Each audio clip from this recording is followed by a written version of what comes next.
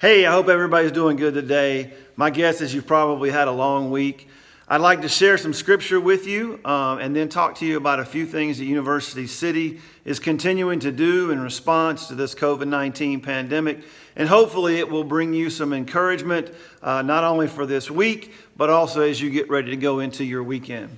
The scripture I want to share with you today is from 1 Corinthians chapter 15, verse 58. And it says, "Therefore, my brothers and sisters, stand firm. Let nothing move you. Always give yourselves fully to the work of the Lord, because you know that your labor in the Lord is not in vain." There might be a lot of things that we think that we've been doing over the last 6 or 7 weeks might not be producing fruit or might be in vain. But let me just tell you that if God is calling you to do something or to move in a certain way or to do something in a certain situation, then you may not see the fruit of that right now, but that labor is not going to be in vain. That effort that you're giving to make a difference in somebody else's life is not going to be in vain. I want to share a few things with you that have been going on that people at our church, University City United Methodist, have been doing over these last 6 or 7 weeks, and the way that they've been making a difference in people's lives. One of the ways is we've had people who have been downtown feeding the homeless and giving out stoplight bags or blessing bags that we call them. We've had people who have been packing and distributing food boxes through the Loaves and Fishes mobile food truck distribution. We've had folks in our church who have been writing notes of encouragement or calling just to check up on folks who we think might be lonely because they're not getting much interaction with other people right now.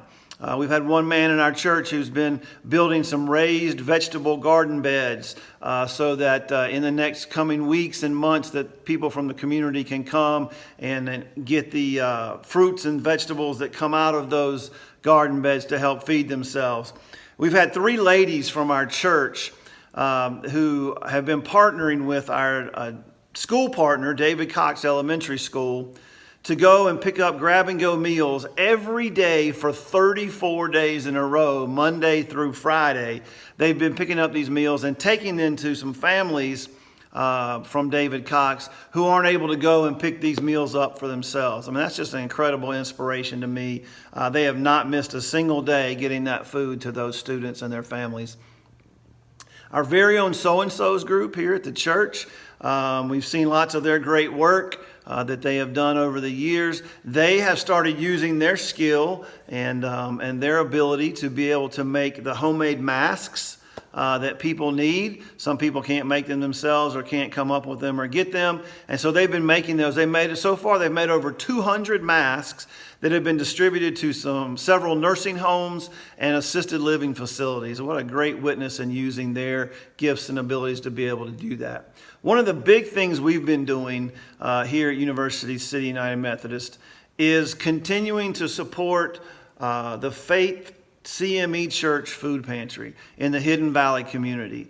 As of yesterday, when I dropped some items off, we have given more than 2,000 individual food items such as soup, canned meat, macaroni and cheese, spaghetti, canned vegetables like corn and green beans and carrots, boxes of cereal, bags of rice, jars of peanut butter, things like that. More than 2,000 individual food items that we've given to the Faith CME Food Pantry. Some people have bought their own food and dropped it off here at the church in front of the fellowship hall. And then some people said, hey, we're not comfortable getting out right now, or we just don't, we don't want to, can't drive all the way over to the church during this time. We're trying to stay at home. And so they have made financial contributions, which allows us to go out and buy these things from Sam's or Walmart in bulk. To kind of make our dollar go even a little bit further.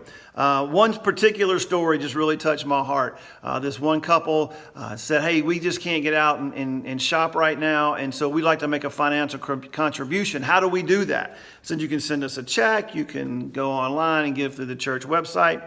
And so they sent me an email back and they said, Bert, we'd like to give our entire stimulus check of $2,400 to help the church support the things that you're doing to help people who have food insecurities right now. I was just amazed at that and inspired too. So everybody can do something. I always say everybody can't do everything, but everybody can do something. I use a hashtag sometimes that says help where you can. And so whatever God might be calling you to do, or however he might be calling you to help, could you pray for the ministry that we're doing and how we're reaching out to folks? Could you possibly write a note to encourage somebody or give them a call?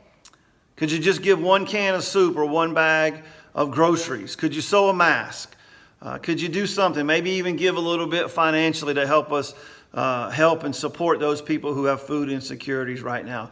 But here's my challenge and my hopefully encouragement to you is that whatever you can do or whatever God can call you to do, I want you to figure out how you can help where you can in the coming weeks and months ahead. Hope everybody has a great weekend.